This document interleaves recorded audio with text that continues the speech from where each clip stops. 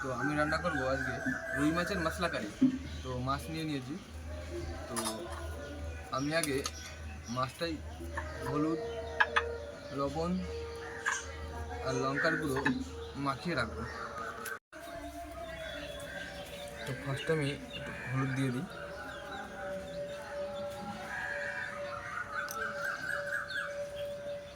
একটু লঙ্কার গুঁড়ো দিয়ে দেবো,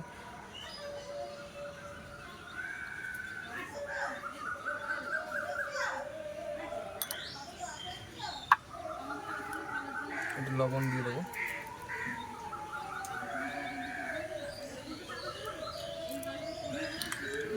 আর একটু তেল দিয়ে দেবো।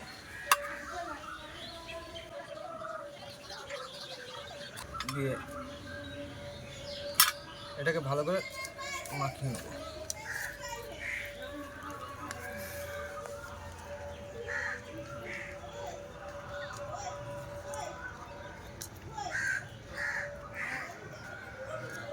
আমার সব কিছু লাগানো কমপ্লিট হয়ে গেছে, তেল, হলুদ, লবণ।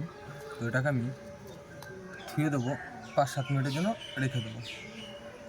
তো আমি ফার্স্টে আগাটা ধরিয়ে নিই। আবার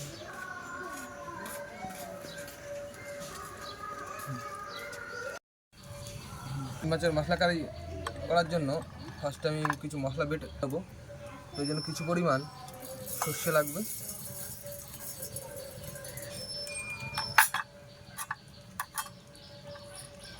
কটা গোলমরিচ লাগবে,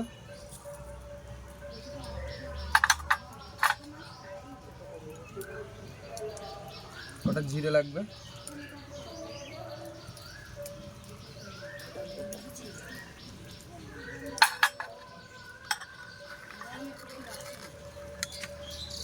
কটা রসুন লাগবে, আর এই আদাটা একদম অল্প পরিমাণ লাগবে। কিছু ধনে দিয়ে দেবো, গোটা ধনে,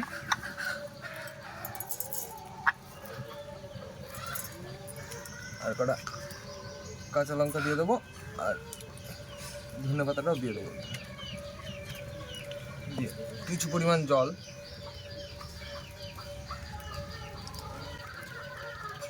যেটাকে ভালো করে মিক্স করে রেখে দেবো। তো আমার কড়াইটা গরম হয়ে গেছে, তো কড়াইতে আমি তেল দিয়ে নিই।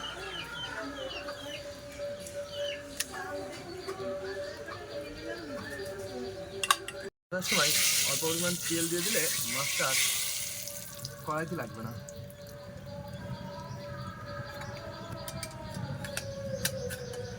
তো মাছগুলো আমি ভেজে নেবো ভালো করে, কড়া কড়া করে ভেজে নেবো।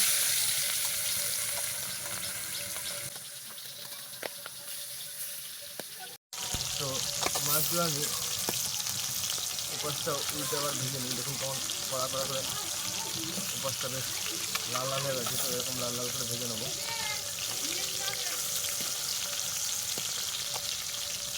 লাল লাল করে ভাজা হয়ে গেছে, এরকম একটু কড়া কড়া করে মাছগুলো ভাজতে হবে, ভেজে তুলে নেবো।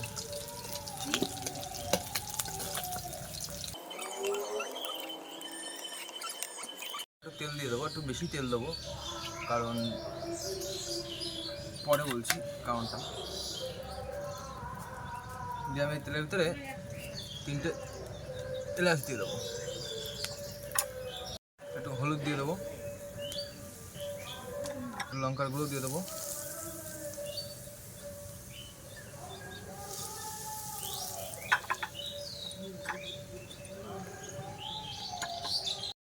দিয়ে যে মশলাটা দেখালাম ওই মশলাটা দিয়ে দেবো।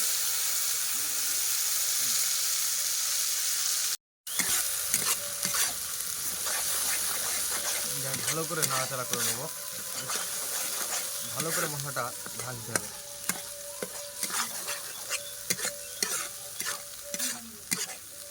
দিয়ে দেবো,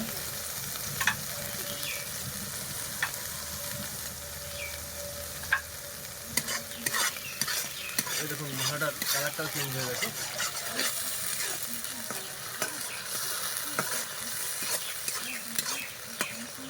ভালো করে মশলাটা ভাজতে হবে,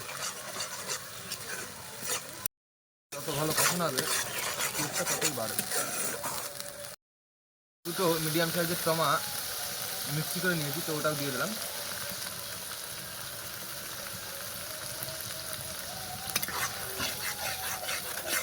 দিয়েও আবার ভালো করে ইয়ে করবো, নেড়ে নেবো, ভালো করে ভেজে নেবো যতক্ষণ কাঁচা টমেটোর গন্ধটা না যায়।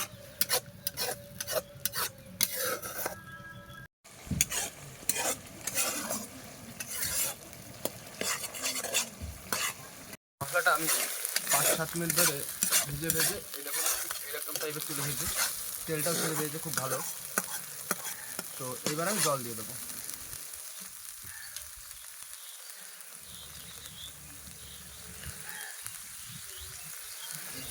জলটা ফুটে গেছে ভালো মতো, তো এবার আমি মাছটা দিয়ে দেবো।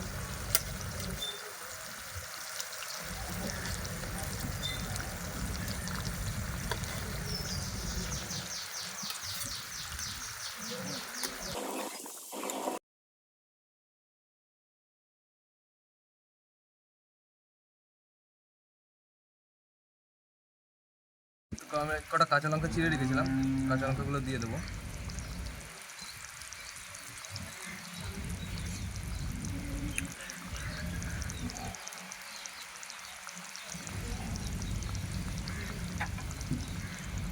তারপরে গরম মশলা দিয়ে দেবো।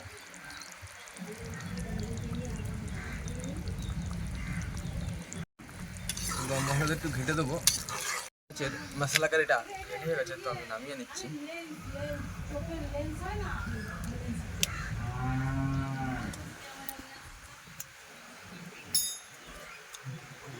তো আমার রুই মাছের মশলা কারিটা রেডি হয়ে গেছে। তো আজকের ভিডিওটা আমি এখানে শেষ করছি। আগামীকাল দেখা হচ্ছে নতুন রেসিপি নিয়ে।